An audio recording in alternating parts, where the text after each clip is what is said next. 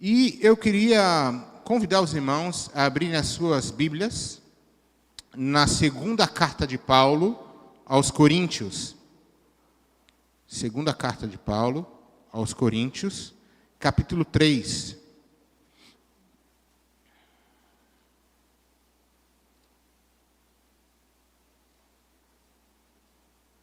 Segunda carta de Paulo aos Coríntios, capítulo 3.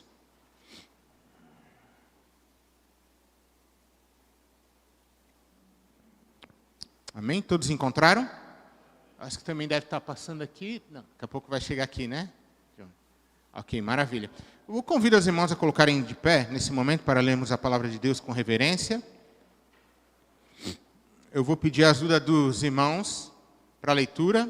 De forma alternada, eu leio um versículo, os irmãos leem outro e todos lemos o versículo 3. Diz assim a palavra de Deus: Começamos, porventura, outra vez a recomendarmos a nós mesmos? Ou temos necessidade, como alguns, de cartas de recomendação para vós outros ou de vós?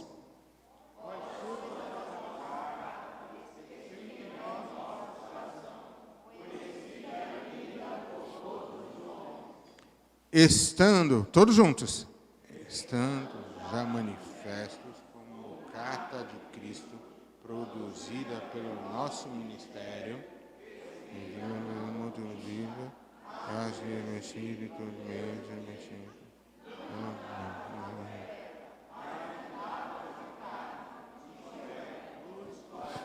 amém. Pé ainda, vamos orar nesse momento?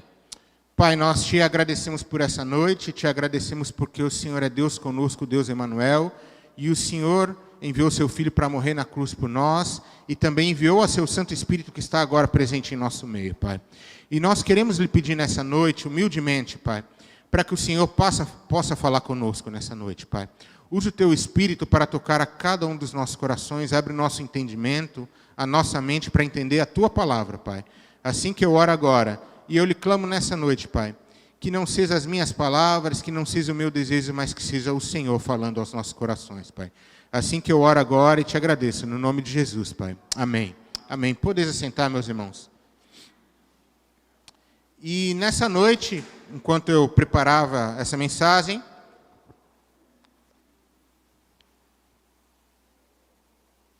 e orava a respeito, eu decidi falar com os irmãos a respeito de cartas vivas. Nós vamos conversar nessa noite a respeito disso.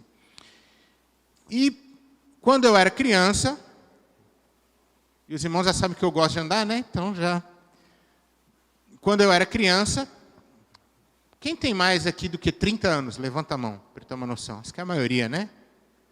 Tem um ou outro com um pouquinho menos de 30, né? Vou fazer uma pergunta agora complicada. Quem tem mais de 50? Levanta a mão. Pronto, era essa a minha ideia mesmo. Então vocês, como eu não tenho 50 ainda, viu, irmãos? Ainda faltam uns aninhos para chegar lá. Já estou batendo na porta dos 40. Mas, a maioria, como eu, antigamente a gente escrevia e falava com as pessoas por qual meio? Por carta, não é? Eu lembro que eu tinha um primo que morava nos Estados Unidos, inclusive ele é pastor hoje nos Estados Unidos, e naquele tempo, eu gostava de me comunicar com ele, porque ele morava muito longe, eu não conseguia fazer nenhuma outra forma de falar com ele que não fosse por carta. Por quê? Telefonema para os Estados Unidos, era barato ou era caro? Meus irmãos, eu sou do tempo ainda que eu lembro que quando era menino não existia celular, né? Não é verdade? Eu lembro quando na adolescência meu pai comprou aquele tijolão, vocês lembram disso? Aquele gigantão, que era da moda, era caríssimo aquele telefone, meu pai comprou na época. E a gente não tinha outra forma de falar. Bom, para eu ligar para casa, naquela época ainda era o quê? Eu estou muito voltando ao passado, né? Ficha telefônica, não era? Eu lembro que eu ligava a cobrar para minha mãe e minha mãe ficava doida, né? Porque ela falava, filho, para de me ligar a cobrar, não ligue na rua para falar qualquer coisa. Vai gastar muito dinheiro, a conta vai ficar cara. Era caríssimo comprar uma linha telefônica, né? Mas o tempo avançou. Mas antigamente nós nos comunicávamos com carta. Então eu lembro que eu falava com meu primo, escrevia uma carta, enviava pelo correio. Aquela carta ia por navio e levava um mês e meio para chegar nos Estados Unidos. Igualzinho que hoje, não é verdade? Hoje é a carta. Quem aqui ainda escreve carta aqui? Levante a mão. Olha, tem um casal. Inclusive, acho que eu conheço vocês de algum lugar. No final a gente vai bater um papo. Não é?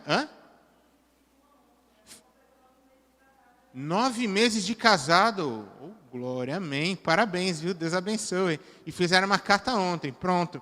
Minha esposa também gosta de carta.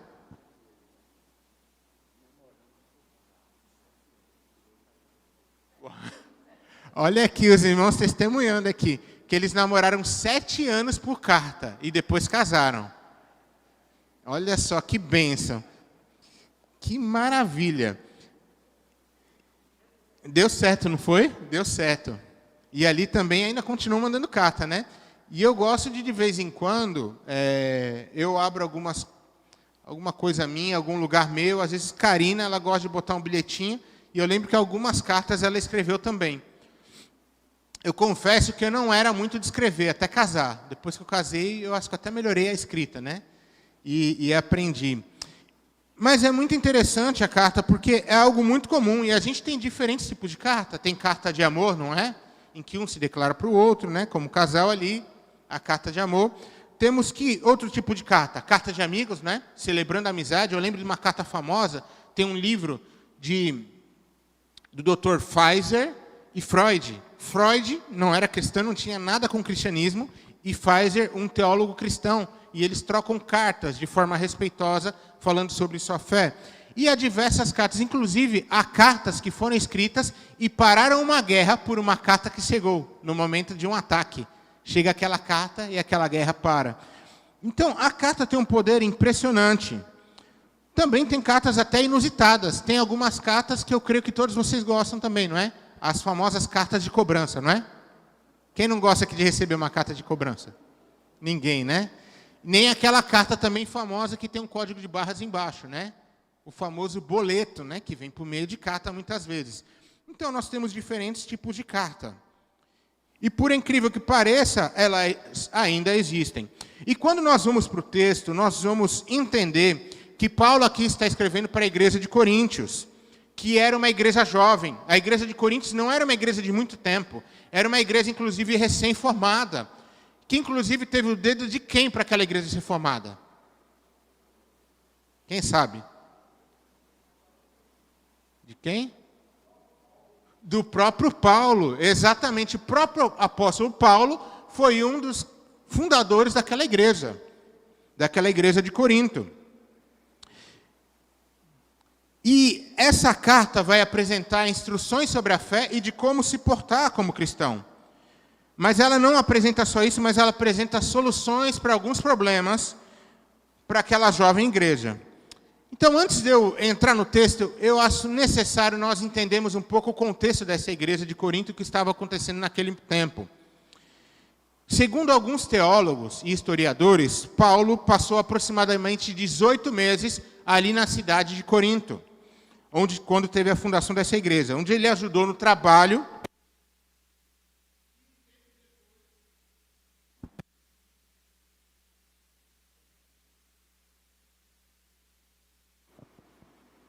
E um tempo depois desses 18 meses, ele sai da igreja de Corinto. Porém, logo depois mesmo, uma questão, não sei de meses ou de poucos anos, não sei o tempo aproximado, porque os historiadores não dizem isso, mas ele começa a receber algumas notícias da igreja de Corinto. No começo, essa igreja de Corinto, as notícias são boas, mas com o passar do tempo, algumas notícias chegam que começam a entristecer Paulo. E Paulo aqui começa a ver algumas questões e alguns problemas que essa igreja se apresentam. Eu quero começar falando do primeiro problema. O primeiro problema que nós vemos logo na primeira carta de Coríntios, nós lemos a segunda, mas temos que passar pela primeira. O primeiro problema dessa igreja era um problema de partidarismo religioso. Em 1 de Coríntios, capítulo 3, eu vou citando, se você quiser ir abrindo, passar rapidamente, você vai marcando aí na tua Bíblia, se você achar interessante depois ler na sua casa. Em 1 de Coríntios 3, nós vamos ver aquele famoso debate, aquele momento que você já ouviu falar, provavelmente, se você já leu a sua Bíblia, em que ele vai falar, em que alguns vão falar, olha, eu sou de Paulo, outros vão falar, eu sou de quem? De Apolo. E começa essa divisão. E aí eu quero até pensar nos tempos de hoje, irmãos. As nossas igrejas estão permeadas muitas vezes até de partidarismo. E eu quero ampliar esse problema. Nós vivemos um problema agora no nosso país, que é uma divisão que não infunde só apenas no momento nosso como igreja, mas fora da igreja também, que envolve que é o momento agora de eleições que nós temos, em que muitas vezes eu tenho visto, infelizmente, até dentro de igrejas evangélicas, uma divisão por conta de partidarismo político. Mas eu quero lhe dizer algo nessa noite que talvez você não escutou até agora, ou se você já escutou, para você reafirmar no seu coração. A igreja não é de partido de lado nenhum, a igreja é do Senhor. Se um irmão gosta de uma cor e o outro gosta de outra cor, nós temos que nos amar de igual maneira, amém? Mas eu tenho visto alguns lugares e alguns irmãos que não, que começam a querer brigar, não, porque eu sou candidato A, eu sou candidato B, eu penso A, eu penso B. Mas, meus irmãos, se somos um só corpo e uma só fé, nós devemos superar qualquer diferença de pensamento e seguirmos juntos porque somos um só corpo e uma só fé, amém? Agora não foi amém, tá vendo? Agora teve gente que começou a se sentir incomodada no banco. O amor de Cristo está sobre política, sim ou não? Então nós podemos vencer uma diferença política, mesmo que você pense diferente do outro, em Cristo, sim ou não? Amém, isso. Porque diante de Deus, não há grego, não há judeu, todos somos o quê? Iguais. Todos somos filhos, os que receberam o Senhor Jesus, amém? Muito bem, não quero ficar nesse ponto não. E é inclusive interessante que Paulo, quando diz, olha, nesse 1 Coríntios capítulo 3, versículo 1, olha o que ele fala. Eu, porém, irmãos, não vos pude falar como a espirituais, e sim como a carnais, como a crianças em Cristo. Esse é o primeiro ponto, ele trata aqueles que estão vivendo na divisão como crianças, como bebês espirituais. São pessoas que não são maduras, não amadureceram na fé. Meus irmãos, a divisão da igreja não é algo de Deus. Deus veio para trazer o quê? União ao seu povo. E a igreja está para unir, não para o quê? Dividir. Não há coisa pior do que uma divisão dentro de uma igreja. Eu passei por isso. Quando meu pai era pastor, ele não era o pastor titular da igreja em um determinado momento de sua vida. Ele era um dos pastores auxiliares. Mas chegou um momento que se escolheu um pastor, houve um problema na igreja, e houve um começo de divisão na igreja, coisas horríveis aconteceram ali, pessoas ofenderam umas às outras, houve um problema muito grande. Naquele momento, meu pai tomou a seguinte decisão. Ele falou, filho, e eu era menino, bem pequeno, lembro até hoje disso. Ele falou, filho, esse não é o momento, eu orei com a sua mãe, e nós não vamos estar na igreja agora. Eu falei, mas papai, meus amigos estão aqui. Não, meu filho, por quê?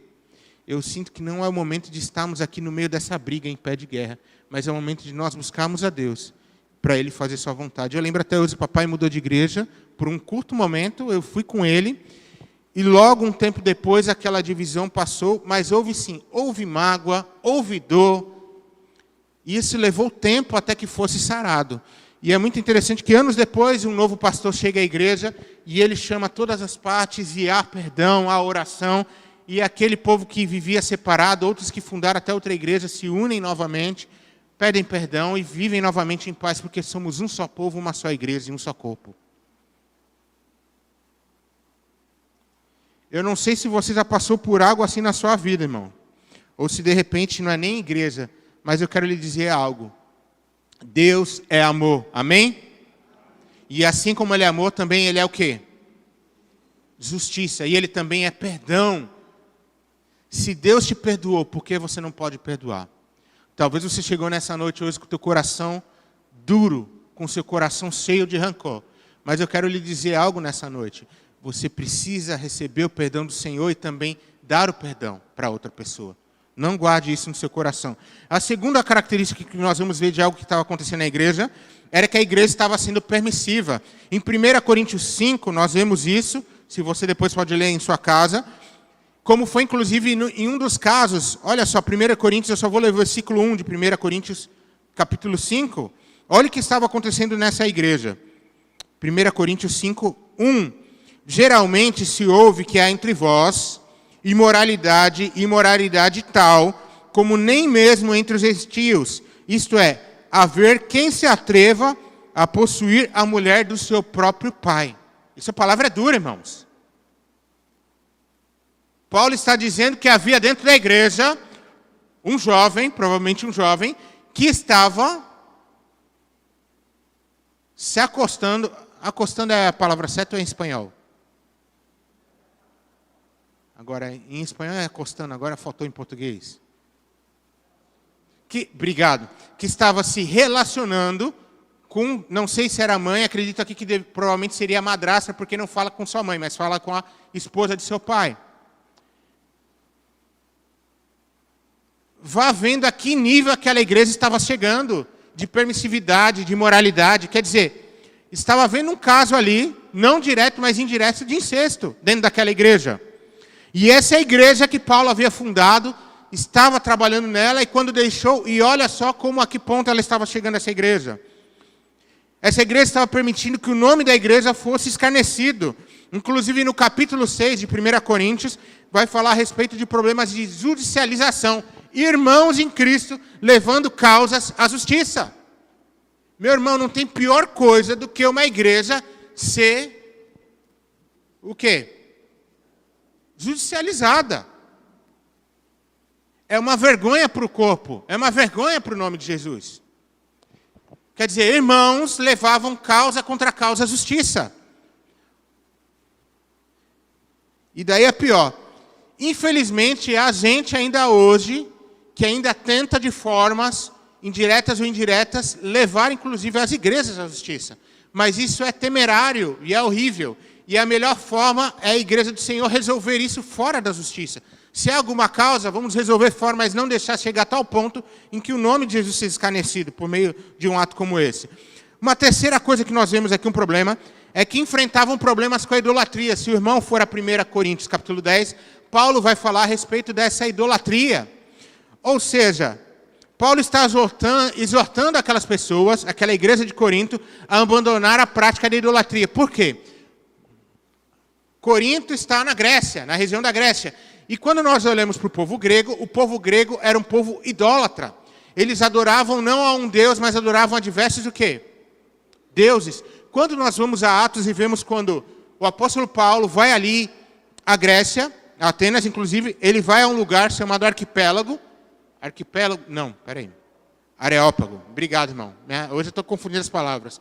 Areópago, e quando ele chega ali no Areópago, ele vai fazer um discurso, e ele vê vários altares de vários deuses ali. E ele encontra um lugar chamado ao Deus desconhecido. E quando Paulo chega e fala para aqueles homens, ele diz, olha, vocês têm diversos deuses, mas tem um lugar ali que diz ao Deus desconhecido, e esse Deus não é desconhecido, esse é o meu Deus, o Deus de Israel. E ele começa a usar esse momento para linkar a parte cultural e levar aquela palavra àqueles homens. Então era uma igreja tendencionada à idolatria. E isso me faz lembrar a um certo povo chamado povo de Israel. Será que vocês lembram desse povo? O que esse povo fez quando Moisés subiu ao monte? Fizeram o quê? Vamos dar um jeitinho.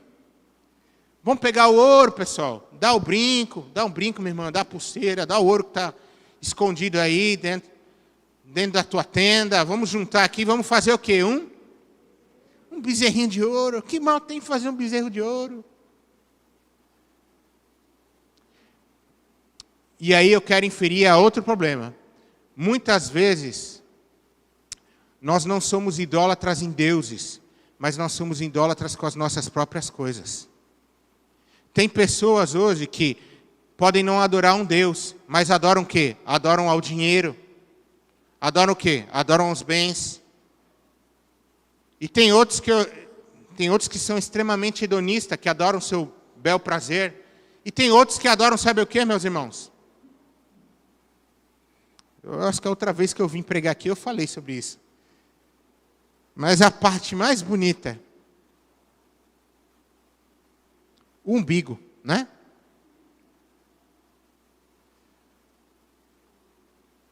Costumo dizer que são os umbigólatras, adoradores do próprio umbigo.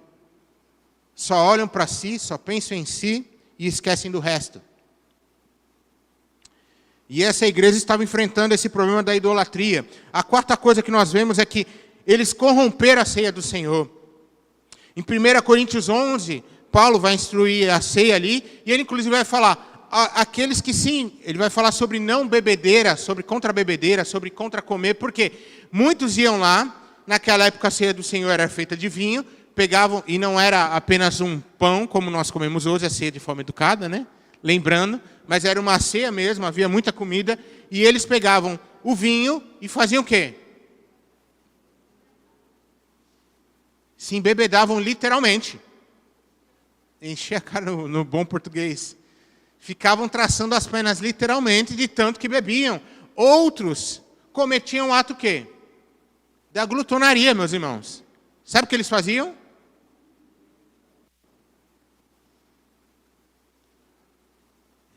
Mas quase ninguém sabe, viu, meu irmão Enoque, disso. A maioria das pessoas não sabem o que é isso. Eles não sabem. Muita gente acha que o glutão é aquele que come muito. Mas o glutão é mais que isso. Sabe o que o glutão fazia na época? A igreja de Corinto? Comia, fazia o quê? Vomitava a comida para poder comer mais. Vai imaginando a situação.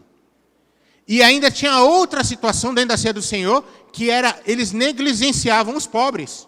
Aqueles que tinham melhor condição chegavam na ceia do Senhor, porque davam mais, comiam, e aquela classe de gentios, aquelas pessoas que eram de uma classe inferior financeiramente, ficavam no final. E quando chegava a hora deles chegarem na ceia, sabe o que tinha lá na mesa? Nada. Não haviam deixado nada. Imagina essa ceia do Senhor.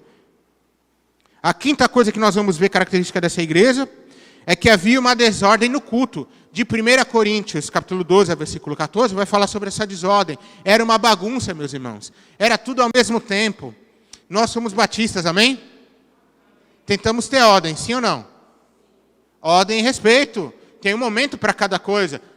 Eu sei, meus irmãos, que é algo natural, e eu vou dizer sobre dons. Meus irmãos, eu amo pregar. Acho que quase todo pastor gosta de pregar, a maioria, né? E a gente gosta de pregar, a gente se sente útil falando. Eu gosto de ensinar também, compartilhando a palavra de Deus. Meus irmãos, é muito natural aquele que tem o dom, aquele que tem o dom da palavra e quer participar na hora da palavra, ele está aqui sentado, ele está acompanhando o culto, e ele está vendo o louvor, mas ele está só aqui pensando, eu não vou pregar não, é? Eu não estou dizendo que é errado. Aquele pessoal do louvor que canta, é natural. A gente está aqui falando, às vezes está vindo na cabeça dele uma música já. Olha, essa música dá direitinho para esse sermão, né? A gente pode terminar essa música, pode cantar. O outro que tem outra participação no corpo, o que serve, ele fica só esperando um momento para servir. Eu não vou servir, eu não vou ajudar. O outro que é professor, eu não vou dar aula. É natural, porque nós temos diferentes dons dentro da igreja. Mas nós não atropelamos um ao outro, sim ou não?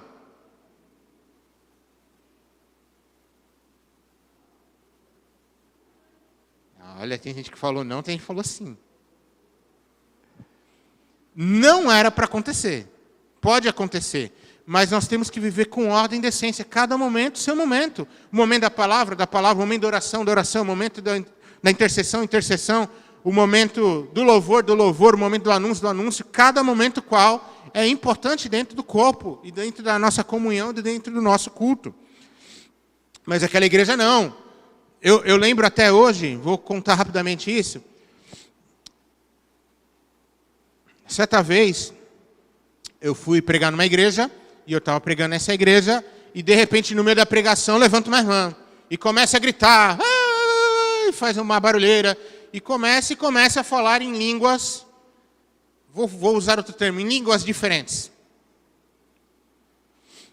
Então ela fala, e eu estou ali pregando, então ela fala, eu paro de pregar, e eu deixo a irmã falar. Falou, uns 2 minutos. Depois que ela termina de falar.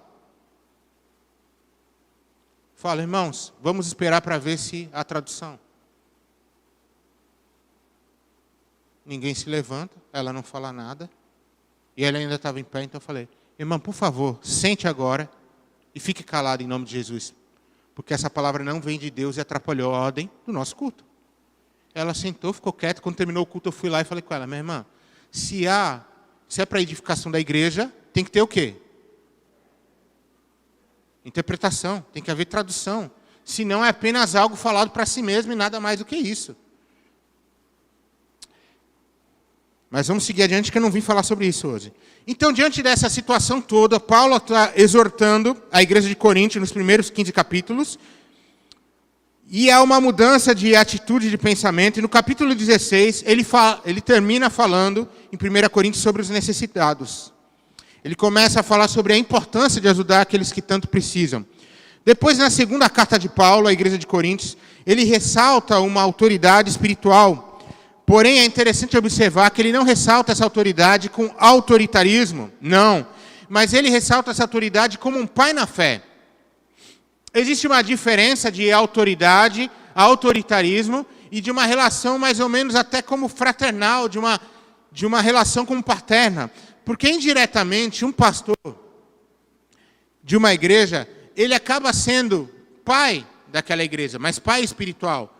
Não pai físico, mas pai no sentido de que ele tem filhos na fé ali. São pessoas que ele vai cuidar e que ele vai ajudar e orientar aquelas pessoas a caminharem mais perto de Deus. E ele vai ajudar aquela igreja a caminhar e seguir e avançar com o reino de Deus na terra. E Paulo tem essa relação muito próxima, quando nós começamos a observar. Ele inicia a carta de 2 Coríntios capítulo 1, vai avançando aí comigo, na sua Bíblia. Em 2 Coríntios capítulo 1, ele começa a carta falando sobre gratidão, e é algo que permeava o coração dele. A gratidão que ele tinha aos coríntios, da forma como ele foi recebido por aquele povo, como ele foi dirigido. Depois ele começa a falar sobre o motivo pelo qual ele teve que mudar uma visita programada. Isso você vai encontrar em 2 Coríntios 1, 12 até 2, 4. Ele vai tratar sobre isso, sobre a necessidade da mudança. Porque ele havia planejado visitar naquele momento a igreja de Corinto, mas ele teve que não seguir com o plano original. E logo depois disso, nós vamos encontrar a preocupação dele com Tito, porque ele não estava encontrando a Tito, e ele vai falar um pouco na carta, no capítulo 2, do versículo 14 ao versículo 17, sobre a vitória de Cristo no ministério apostólico. E aí é quando nós chegamos ao texto inicial que nós lemos de 2 de Coríntios, capítulo 3, do versículo 1 ao versículo 3. E eu quero rapidamente, nessa noite, pincelar 3 preciosas lições que aprendemos nesse texto. A primeira lição que eu quero ver com os irmãos nesse texto, ademais do que nós já vimos até agora, de forma introdutória, nós vemos a necessidade de aprendermos sobre o valor de uma carta de recomendação. Logo no versículo 1 de 2 de Coríntios, capítulo 3, diz assim: começamos, porventura, outra vez a recomendar-nos a nós mesmos? Ou temos necessidade, como alguns, de cartas de recomendação para vós outros ou de vós?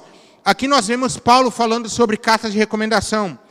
Muitos chegavam de diversas partes usando essas cartas. E alguns chegavam a forjar estas para autenticar sua autoridade. O que estava acontecendo naquele momento era o seguinte, e eu quero ponderar algo importante. Não quer dizer que Paulo era contra as cartas de recomendação, de forma alguma, e nós vamos ver isso. Mas Paulo está falando sobre aquelas pessoas que estavam forjando cartas, aqueles falsos mestres, falsos profetas, falsos ministros da palavra do Senhor, que forjavam aquela carta. Nós aqui, como batistas, quando uma pessoa, um membro de outra igreja, quer fazer parte, inclusive aconteceu isso hoje, né? No período da manhã, no culto administrativo. Quando um membro de outra igreja batista, da mesma fé e ordem, da nossa Convenção Batista Brasileira, ele quer ser membro da nossa igreja aqui, Batista da Concórdia, o que ele tem que fazer?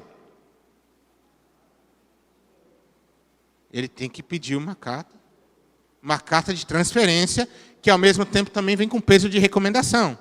Porque a igreja que ele era membro tem que mandar essa carta, e essa carta chega aqui à igreja da Concórdia, a igreja recebe, em que a igreja anterior. Por que isso é importante? Para saber a referência.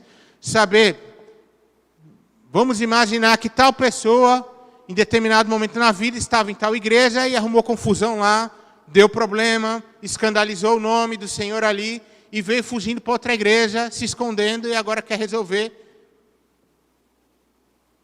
Ou seja, a carta é para isso, a carta de recomendação. Mas naquele momento, a carta de transferência, para nos garantizar e balizar a segundo a atuação daquele irmão, que ele é firme na fé do Senhor e que ele está vindo em paz a outra igreja. Porém, a carta de recomendação aqui naquele momento, eles estavam tentando usurpar daquele poder. Haviam muitos falsos profetas, muitos falsos mestres e até falsos apóstolos. Pessoas que se diziam apóstolos, mas não podiam ser apóstolos. Porque os apóstolos eram aqueles que haviam, de alguma forma direta, sendo comissionados por Jesus e que caminharam com Jesus. Inclusive, nós vamos ver, os discípulos foram quantos? 12. Depois mais um, né? Que foi escolhido. 13. Eles eram apóstolos. E por que Paulo era apóstolo? Pergunta difícil, hein? Vamos lá. Escola bíblica, meus irmãos. Por que Paulo era apóstolo? Meu irmão, nota 10. Pronto. Porque ele teve um chamado, um encontro pessoal com Jesus, diretamente com o próprio Senhor Jesus. Então, ele esteve perto de Jesus. E ele foi comissionado por Jesus. E ele caminhou também com os outros discípulos. Então, ele testemunhou presencialmente. E ele teve esse encontro pessoal. E isso é uma das principais marcas dos apóstolos naquele tempo. Porém, aqui inclusive Paulo vai falar também, ele chama a atenção para esses falsos profetas. Inclusive, a carta de recomendação tanto não é errada, que se o irmão for a Romanos 16, 1 e 2, vocês vão ver que Paulo recomenda a Febe por meio de uma carta de apresentação, uma carta de recomendação. E ele também recomenda a Timóteo. Em 1 Coríntios, capítulo 16, versículo 10 e 11, ele vai recomendar a Timóteo. Porém, aqui Paulo está chamando a atenção para essas falsas autoridades. É bem interessante que se o irmão for comigo a 2 Coríntios, volta um pouquinho para o versículo 17. Está bem acima, nós estamos lendo 3, capítulo 2, versículo 17. Olha o que diz, 2 Coríntios 2, 17. Porque nós não estamos, como tantos outros, mercadejando a palavra de Deus. Antes, em Cristo, é que falamos na presença de Deus, com sinceridade e da parte do próprio Deus. Aqui nós vamos ver Paulo utilizando a palavra mercadejando. E aí, eu estava dando uma olhada no original, no grego, o termo mercadejar, mercadejando, vem do verbo kapilevo, que significa adulterar, dar o sentido de adulterar uma informação original para aumentar seus lucros. Assim como os mascastes ou os caixeiros viajantes. O que eles faziam, os caixeiros viajantes? Eles chegavam a determinada cidade, chegavam com um produto, era um valor X, mas eles adulteravam, faziam de uma forma para enganar aquele povo, vender algo por um preço muito mais caro do que era. E aqui quando Paulo está falando mercadejando a fé, quer dizer, essas pessoas aqui estão tratando de negociar a fé. E será que existe isso hoje nas igrejas, sim ou não? Vamos ver. Vou tomar meu copo d'água. Copo d'água. Lembra de TV? Lembrou agora, sim ou não?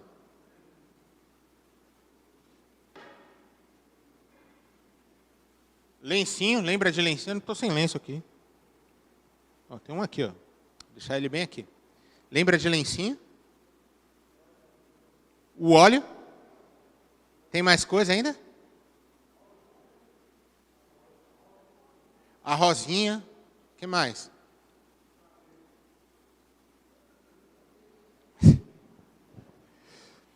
Será que tem gente vendendo a fé? Será que Paulo, essa parte está bem atrasada ou se faz contextualizada hoje?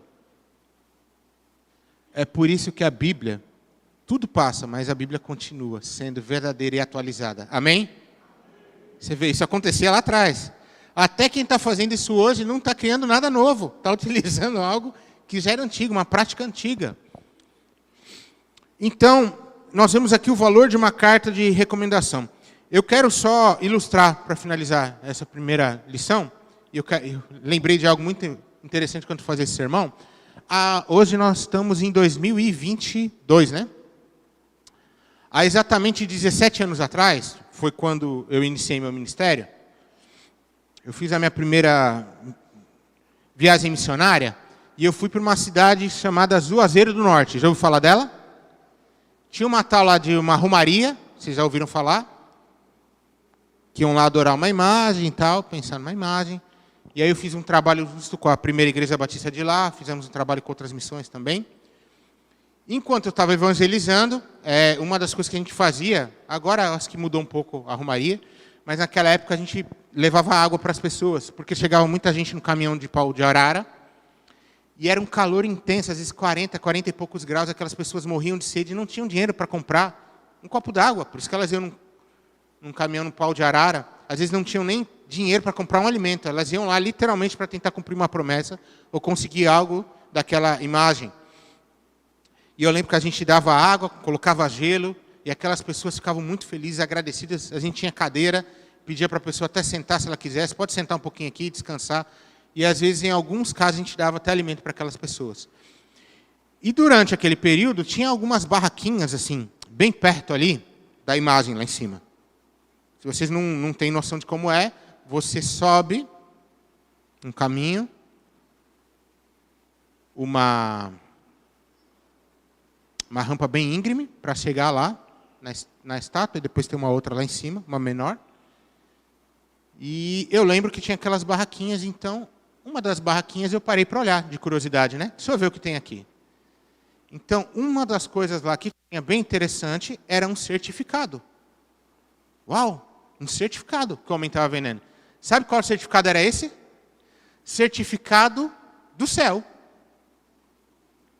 O homem estava vendendo um certificado, assinado, segundo ele, pelo Papa, de que se eu comprasse aquele certificado, eu iria para o céu. Lembra disso? De uma história mais antiga aí? De umas tal de teses aí, da reforma? Meus irmãos, eu confesso que eu fiquei com vontade de comprar aquele certificado. Só para mostrar, não porque eu queria ir para o céu pelo certificado, mas eu queria mostrar para as pessoas o que eu tinha comprado lá. Mas eu falei, eu não vou pagar caro nesse negócio, né? Então eu perguntei para ele, quanto é o certificado?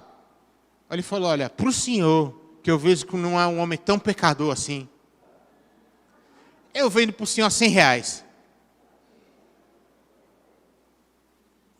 Eu pensei...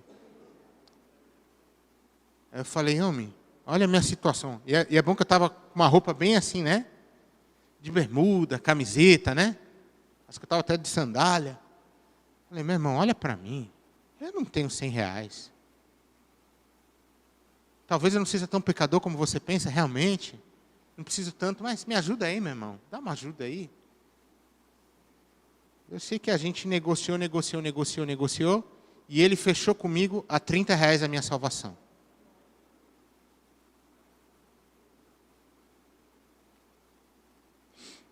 E, bom, resumindo a história, no final eu nem comprei. Mas eu consegui chegar a R$30 a minha salvação. Assim como aquele homem negociava aquele certificado e outras pessoas, há pessoas hoje negociando a fé. E eu quero lhe dizer algo, meus irmãos. A fé não se negocia, amém? Outra coisa, somos salvos pela graça, aleluia. Não é favor merecido, é imerecido de Deus para conosco. Nós não merecemos a salvação? Pensa nos seus pecados. Tem muito aí? Dá para a gente fazer uma lista, não dá não? Meus irmãos, merecemos? Não, porque a salvação é pela graça, é favor imerecido. Então nós vemos aqui a carta de recomendação. Então a primeira coisa que eu quero relembrar aos irmãos, o valor dessa carta é importante, eles usurpavam, mas hoje nós temos o poder também, e nós temos que relembrar a nossa salvação em Cristo Jesus, que é a maior carta de todas. A carta de recomendação é aquela carta que quando chegar aquele dia, em que eu me apresentar ali diante da presença do Senhor, quem vai para aquela balança de peso e de julgamento, vendo se eu sou ou não justo para ir para o céu, sabe quem é? Não sou eu, sabe quem vai? É Jesus. Porque se fosse por mim, por você, nós chegaríamos lá e falaríamos, ó, esse aqui não dá, manda embora. Mas quando é Jesus que vai na balança e fala, olha, deixa comigo, que sou eu aqui que vou me pesar.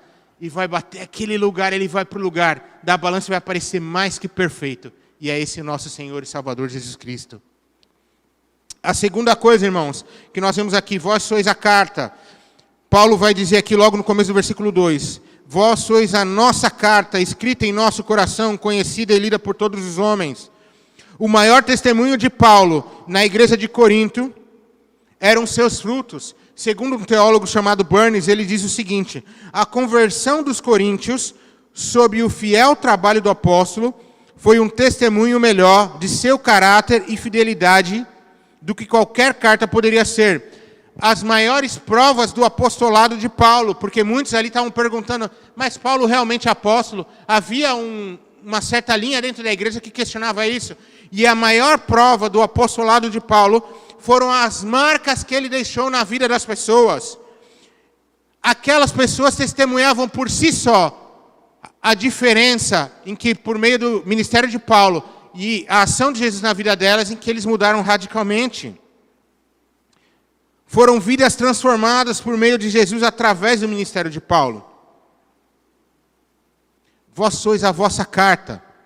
Meus irmãos, o ponto mais importante que você pode ser medido por alguém, alguém pode lhe medir, não é por a eloquência da palavra, não é pela beleza da sua face, ou pela roupa bonita que você usa, ou pelo perfume que você passou, ou pelo gel que você passou no cabelo para quem usa, ou pelo laque da mulherada antigamente, ou pelo vestido lindo, ou pela casa bonita que você tem, ou pelo carro do ano, ou pelo carro que você não tem, mas a vontade que você tem.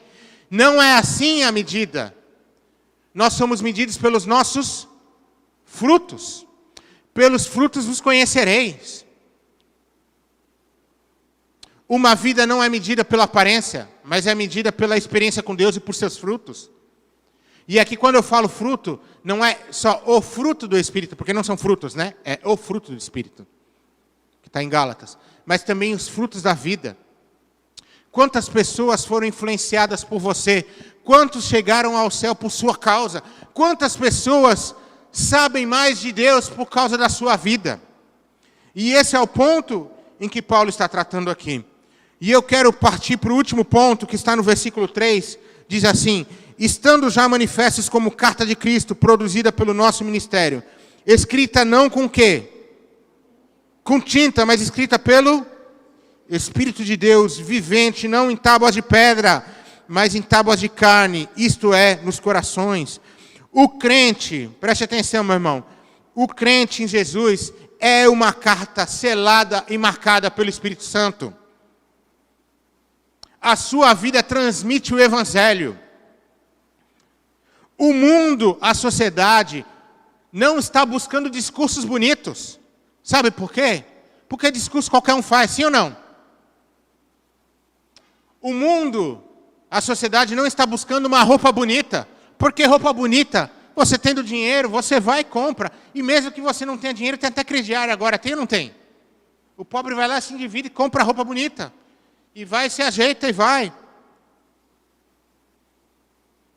Mas eles esperam ver em mim e em você a glória de Deus por meio das nossas atitudes.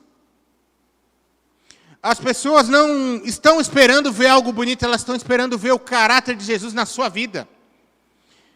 Elas estão esperando ver as nossas decisões, sendo cristãos aprovados, e uma palavra que eu gosto muito, que Paulo usa em alguns momentos, irrepreensíveis. Sabe o que é irrepreensível? Aquela pessoa que tem uma conduta tão correta, que ela não pode ser corrigida porque ela é irrepreensível, ela é correta em todas as coisas. É aquela pessoa que vive, olha, A é A e B é B. 1 é 1, 0 é 0. Não tem outra coisa. Ele vive de maneira correta. Você não pode levantar um ai da vida dele porque ele vive de forma correta e da forma como ele prega aquilo que ele fala. Algo, infelizmente, meus irmãos, que tem se perdido em nosso tempo, com um evangelho que tem sido extremamente banalizado. Antigamente, os evangélicos eram conhecidos como pessoas tementes ao Senhor, como pessoas que pregavam a palavra, como alguém que era diferente. E hoje, nós muitas vezes somos batistas, mas nós somos confundidos com outras denominações evangélicas. Logo já chega, meus irmãos, eu sou pastor. E eu tenho amigo que chega para mim, e é amigo, viu? Com brincadeira de mau gosto, que eu já presenciei, que o pessoal chegava e falava, ó, lá vem o pastor. Aí quando chegava o pastor, falava assim, guarda a carteira que vem o pastor. Mas nós somos assim? Não, meus irmãos, nós somos diferentes, amém?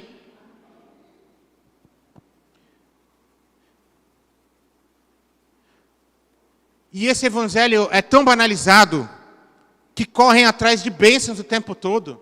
É ou não é a venda da bênção? É o paninho que nós falamos, é ungido, é só bênção, bênção, bênção, bênção. Mas eu acho que essas pessoas não entenderam nada do evangelho. Porque Paulo, quando fala, tudo posso em Cristo que me fortalece, você sabe o que ele fala antes disso? Sofrimento. Ninguém fala disso, né? Que ele sofreu, foi perseguido. Coitado. Passou fome, passou frio. Alguém lembra disso? Não, só vai lembrar de Filipenses. Tudo posso em Cristo que me fortalece, só vai lembrar disso. Mas o evangelho não é só bênção. O evangelho também é luta, sim ou não? O crente passa por luta? Passa. Mas a gente passa por luta louvando a Deus e agradecendo e crendo que no final da luta tem o quê? A vitória. E outras pessoas que só correm atrás de prosperidade. Meus irmãos, se você vem a uma igreja como essa, a uma igreja histórica, a uma igreja que preza pela palavra do Senhor, se você veio buscar bênção aqui hoje, ou buscar prosperidade, talvez essa não seja a igreja certa para você. Não quer dizer que Deus não possa te fazer próspero. Pode ou não pode? Pode. E graças a Deus por isso. Há irmãos hoje que têm prosperado e têm sido de bênção porque eles também abençoam o povo de Deus e abençoam os necessitados, ajudam a obra missionária. Pode, claro que pode. Mas o problema é a forma do coração, o que você está buscando. Se você só está buscando uma bênção, você não está buscando ao Deus verdadeiro, você está buscando ao gênio da lâmpada, ao Aladim que você vai esfregar a mão e buscar as bênçãos. E Deus não é assim. O Deus da Bíblia não é esse, em que Ele está aqui para atender a você no estalo dos seus dedos, não. Mas essas pessoas, eles querem as bênçãos, mas eles não querem pagar o preço de uma vida derramada no altar. Eles não querem pagar o preço de buscar o Senhor. Assim como a igreja de Coríntios, meus irmãos, nós somos cartas abertas, cartas vivas de Deus na terra. Eu quero concluir, irmãos, lembrando de um texto que o profeta Ezequiel escreveu. Em Ezequiel, capítulo 36, versículo 26, eu vou ler para os irmãos. Ezequiel, capítulo 36, versículo 26, diz assim: Dar-vos-ei coração novo, e porei dentro de vós espírito novo, tirarei de vós o coração de pedra, e vos darei coração de carne. A presença do Senhor antes era marcada pela lei, por meio da lei, por meio da tábua. Quer dizer, você tinha que seguir os mandamentos, aquelas pedras, aquele momento. Havia não um contato tão direto com Deus, havia por meio de um profeta, por meio de um sacerdote, ou sumo sacerdote que ficava ali no templo. Não era um contato direto. E hoje, depois da morte de Jesus, o véu se rasgou. E hoje nós temos contato direto com Deus por meio de Jesus, amém? Hoje nós chegamos por meio do sumo sacerdote, que é nosso Senhor e Salvador Jesus Cristo. Hoje a presença do Senhor está nos nossos corações, não está mais numa pedra, mas está no coração. E no seu coração, no meu coração, nas nossas vidas. Por meio do Espírito Santo. E nós somos um espelho que reflete a glória de Deus. E a glória de Cristo a todo mundo. As pessoas olham para mim e para você, esperando que você reflita algo. Mas aí eu quero pensar com os irmãos. Estamos já concluindo. Se eu não tenho algo bom dentro de mim, e se eu não me alimento de coisas boas, o que eu vou dar para as outras pessoas?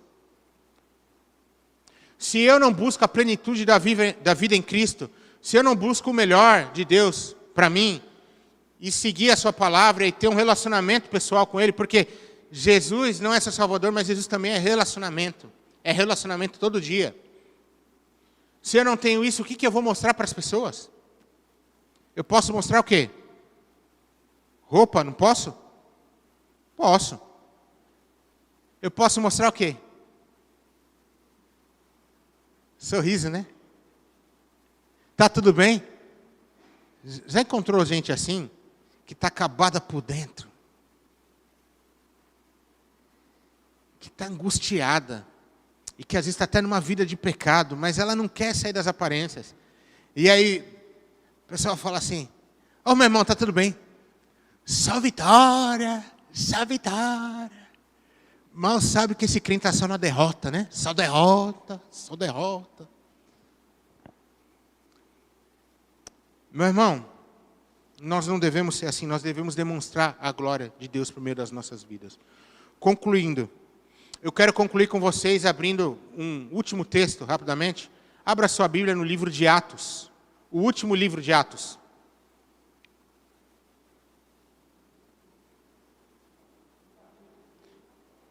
O último capítulo.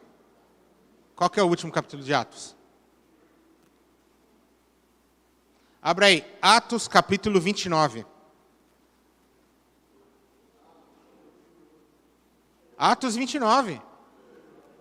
Atos 29. Claro que não existe Atos 29, meus irmãos. Sabe por quê? Porque não foi escrito e está sendo escrito por nós, meus irmãos. O livro de Atos termina no capítulo 28, e o capítulo 29, somos nós, a igreja do Senhor, que estamos continuando os Atos dos Apóstolos, que nós estamos continuando essa escrita por meio das nossas vidas no altar do Senhor. Quando nós avançamos com o evangelho do reino de Deus, nós estamos avançando com o livro de Atos, amém? Quando nós continuamos a obra e o legado deixado para os apóstolos, nós continuamos com o livro de Atos. A maioria dos teólogos diz que Atos 29 está sendo escrito pela igreja do Senhor. Mas eu quero só lhe dizer algo, irmãos.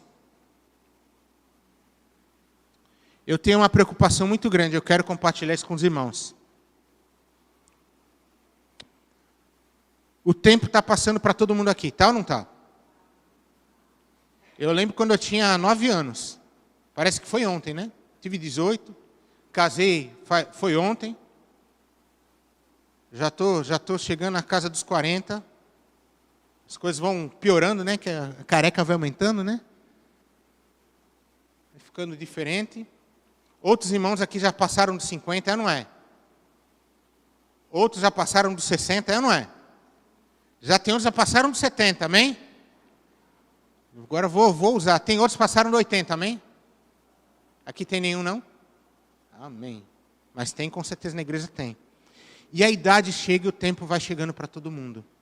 Mas, meus irmãos, quando nós falamos de carta, nós temos que ser a carta para as nossas futuras gerações, uma carta aberta.